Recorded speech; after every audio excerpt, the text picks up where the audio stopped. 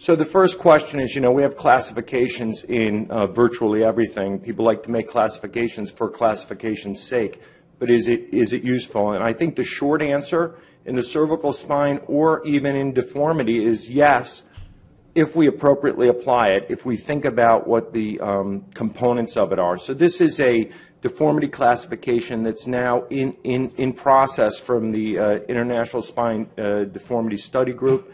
And you can see the components of it, which are important, and we'll go through in the next few slides, are where the primary deformity is, what is the sagittal balance, which is important, the patient's horizontal gaze, which gets to their clinical exam, and the T1 slope, which, if you heard the deformity talks today, is like the pelvic incidence.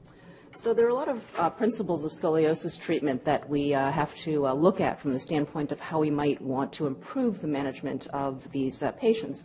And the key thing is to decrease their future morbidity by controlling the curves and minimizing the pain.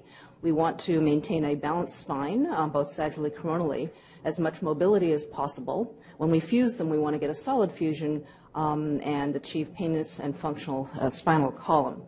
Adolescent idiopathic scoliosis, or AIS, is a complex three-dimensional deformity. It affects 2 to 4% of all populations, and it represents over 80% of all scoliosis. Before we specifically talk about AIS, it's important to step back and think about how you might optimally manage any disease or condition. So there are a number of strategies we've used since 2005 in tackling this. It's really not one technique. It's really a strategy, and I keep emphasizing it, and how we apply it based on what you need to do. So these are basically strategies we've applied now for the last 8 years, with the lateral fusion being sort of one of the primary strategies to get us to a point where we can do a lot more.